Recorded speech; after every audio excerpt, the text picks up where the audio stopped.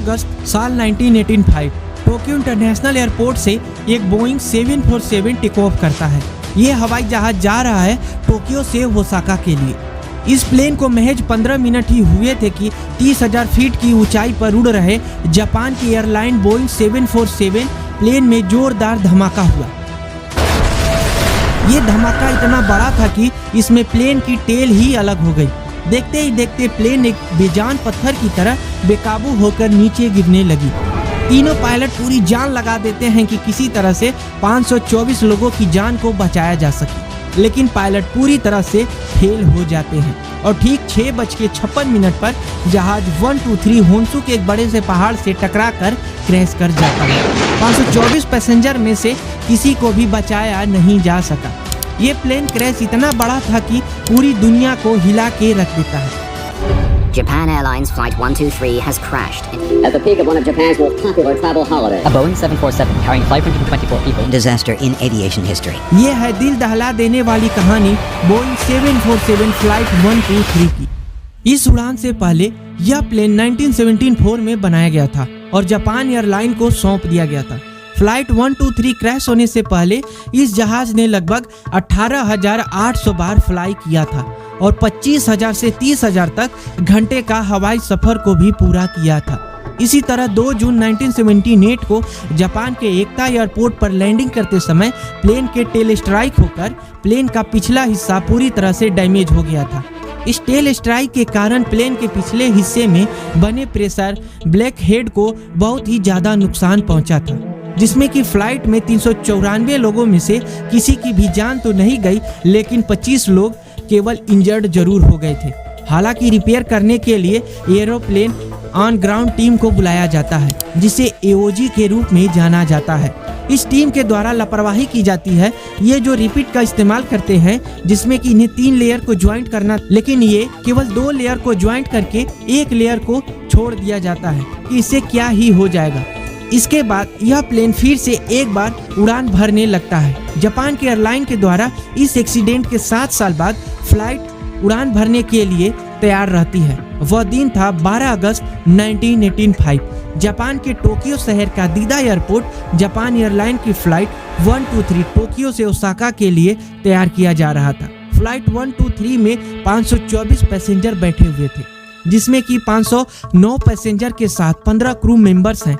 Flight में एक एक करके सवार होते हैं, लेकिन उस दिन ओवेन फेस्टिवल से जापान की छुट्टियां भी चल रही थी। ज्यादातर लोग ओसाका के होम टाउन घूमने के लिए जा रहे थे। न्यूयॉर्क टाइम्स के मुताबिक उस दिन फ्लाइट में 3 पायलट मौजूद थे, जिसके कैप्टन 49 साल के मसामी टाकाहामा थे और फर्स्ट ऑफिसर 39 साल के उटाका सासाकी रेडियो कम्युनिकेशन के लिए थे, जबकि 46 साल के हिरोशी फुकुदा टेक्निकल तौर पर कैप्टन की मदद करने के लिए फ्लाइट इंजीनियर के तौर पर काम कर रहे थे। फ्लाइट का सफर कोई लंबा सफर नहीं था, क्योंकि टोक्यो से ओसाका जाने में महज 1 घंटा ही लगता है। अब शाम के लगभग 6:12 पर फर्स्ट ऑफिसर युटाका सासाकी प्लेन को टेक ऑफ करते हैं। प्लेन कुछ ही मिनट में 24,000 के क्रूजिंग एल्टीट्यूड पर पहुंचता है। उस दिन जापान के ज्यादातर तेज हवा और बारिश के साथ साथ फुल्के तूफान की भी आशंका थी, जिसको पायलट बिना नजरअंदाज किए रास्ते में आने वाले तूफान से बचाने के लिए फ्लाइट 123 के रास्ते को थोड़ा सा बदलकर साउथ के समंदर के ऊपर से ले जाने का प्लान करते हैं। नॉर्मल प्रोसेस के अनुसार से देखा जाए तो जब भी किसी फ्लाइट की ऊंचाई जैसे जैसे बढ़ती है तो हवा पतली होने के कारण प्रेशर कम होने लगता है। ऐसी स्थिति में अंदर बैठे हुए पैसेंजर को सांस लेने में प्रॉब्लम हो सकती है। पायलट और पैसेंजर को ऑक्सीजन मिलती रहे, इसके लिए प्लेन की इंजन से ही बाहर की हवा को अंदर लिया जाता है। ऐसा करने पर प्लेन में अंदर से बाहर की तरफ दबाव बढ़ता जाता है, पर इस प्रेशर को कोई भी फ्लाइट आराम से बर्दाश्त कर सकती है। अब शाम के 6:24 पर टेक ऑफ के बाद अब प्लेन 24,000 की ऊंचाई पर जैसे पहुंचा तो महसूस होता है कि एक एक करके जोरदार 2 धमाके होते हैं।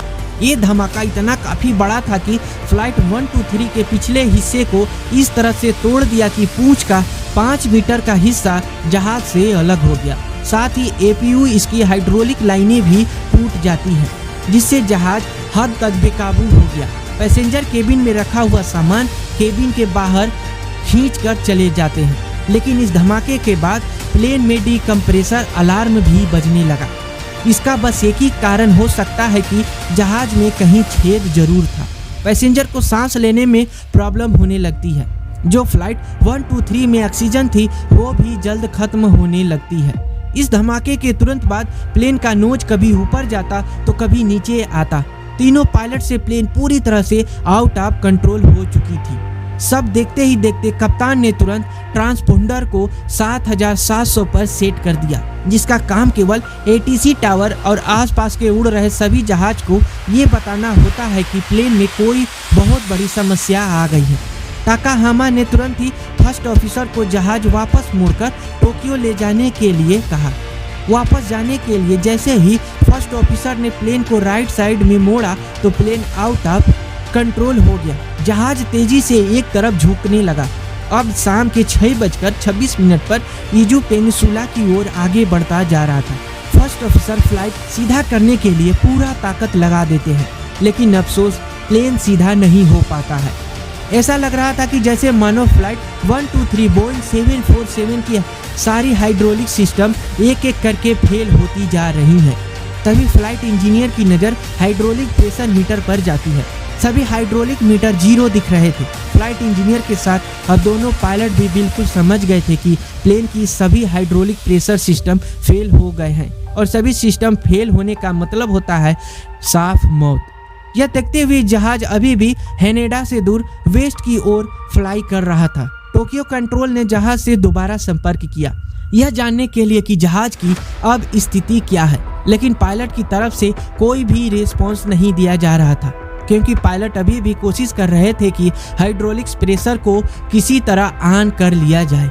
लेकिन पायलट की स्थिति इतनी खराब थी कि उनको सोचने और समझने की क्षमता कम होती जा रही थी, क्योंकि अधिक ऊंचाई होने के कारण कोई भी इंसान हाइपोक्सिया का शिकार हो सकता है। हाइपोक्सिया एक ऐसी बीमारी है जो सोचने समझने की क्षमता को कम कर देती है। फ्लाइट इंजीनियर तुरंत ही कप्तान ताकाहामा को प्लेन नीचे ले जाने के लिए कहते हैं, ताकि कम ऊंचाई पर जाने के बाद सभी पैसेंजर बिना ऑक्सीजन मास्क के भी सांस ले सके। फ्लाइट इंजीनियर की बात सुनकर अब दोनों पायलट अपना ऑक्सीजन मास्क लगा लेते हैं, जिसके बाद उनके सोचने और समझने के हालात में थोड़ा सुधार होता है। मदहोशी से दोनों पायलट अब बाहर आ चुके थे। दोनों पायलट अब एटीसी की बात को भी अब सुन और समझ पा रहे थे। अब जहाज सुरुगा खाड़ी को पार किया था और शाम के 6:31 पर यायुजू शिजुओका के ऊपर से गुजरा। टोक्यो कंट्रोल ने पूछा कि क्या आप नीचे आने की कोशिश कर सकते हैं, और कप्तान ताकाहामा ने जवाब दिया कि हम अब उतर रहे हैं। दोनों बताया कि उनकी ऊंचाई 24,000 फीट थी, लेकिन अब 24,000 से नीचे आ चुके हैं, जो अब केवल 7,300 मीटर है। कैप्टन ताकाहामा ने अपनी प्लेन की ऊंचाई बरकरार रखा। दोबारा से एयर टोक्यो कंट्रोल ने वापस लौटने की दोबारा कोशिश की, जिस पर फ्लाइट इंजीनियर ने जवाब दिया कि प्लेन में सिचुएशन हमारी इमरजेंसी बनी हुई है। कभी फ्लाइट नीचे जा रही है तो कभी फ्लाइट अचानक से ऊपर जा रही है। हम आपको आगे बताते चले कि बोइंग 747 में मात्र 15 मिनट की ऑक्सीजन होती है। अब 6:48 जैसे जैसे जहाज वेस्ट की ओर बढ़ता गया, ये वैसे वैसे 7,000 फीट से नीचे उतरता गया और खतरनाक रूप से पहाड़ों के करीब पहुंचता गया। कम ऊंचाई होने के कारण बहुत तेजी से हवा का सामना कर रहा था। प्लेन धीरे धीरे नीचे आ गया।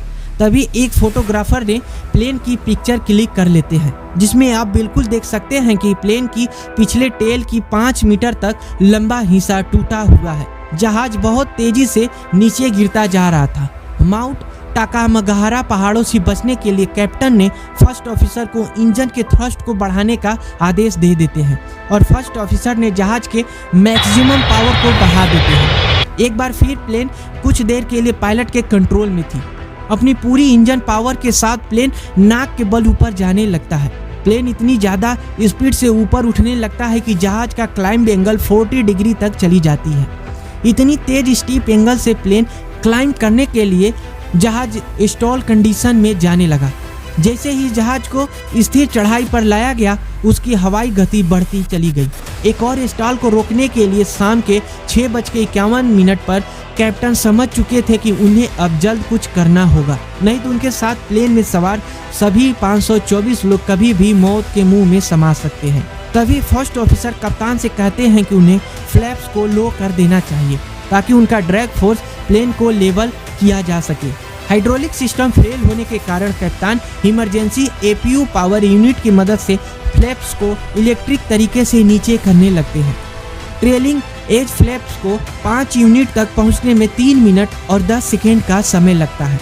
बाएं और दाएं बाहरी समूहों को छोड़ दिया जाए तो किनारे के फ्लैप को भी बढ़ाया गया था, जिसके कारण से प्लेन तेजी से झुकने लगा, जिससे फर्स्ट ऑफिसर घबरा कर और भी अधिक प्लेन की थ्रस्ट को बढ़ा देते हैं, जिसके कारण प्लेन राइट साइड से झुककर 6:52 पर सबसे बड़े पहाड़ टाकामगाहारा पहाड़ी से टकराकर लेफ्ट विंग गिर गया। 200 किलोमीटर घंटे की चाल से बेकाबू प्लेन एक बड़े से पहाड़ से टकरा जाता है।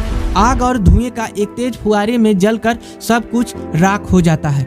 ये क्रैश इतना खतरनाक था कि इस क्रैश में 524 लोगों में से 520 लोग इमीडिएटली मारे जाते हैं और 4 लोग इस क्रैश में किसी तरह से बच जाते हैं।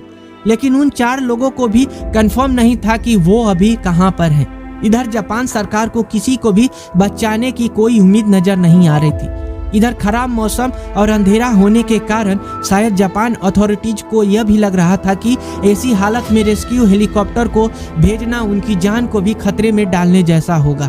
इसीलिए क्रैश के लगभग 12 घंटे के बाद अगली सुबह उन्होंने अपने रेस्क्यू टीम को दुर्घटना स्थल पर भेजा। उन्हें वहां किसी के भी जिंदा होने की कोई उम्मीद नजर नहीं आ रही थी, लेकिन जब रेस्क्यू किया गया तो वहां पर 4 लोगों को जिंदा बचा लिया गया था। 524 लोग में से अब 520 लोग मारे जा चुके थे। उन 4 घायल लोगों को तुरंत वहां से निकालने के बाद उन्हें हॉस्पिटल में भेज दिया जाता है। अगर रेस्क्यू टीम को एक्सीडेंट के तुरंत बाद ही क्रैश साइट पर भेज दिया गया होता तो ऐसे कई घायल पैसेंजर को बचा लिया गया होता। ऐसा क्रैश पूरे हिस्ट्री में प्लेन क्रैश कभी नहीं हुआ था। हादसे के बाद बोइंग ने अपने बोइंग 747 प्लेन में थोड़ा बदलाव लाया, जिससे कि फिर दोबारा ऐसी प्लेन हादसा नहीं हो सके। आई होप कि ये वीडियो आप लोगों को पसंद आई होते हैं और साथ ही हमारे चैनल को भी सब्सक्राइब आप जरूर कर सकते हैं। Thanks for watching this video.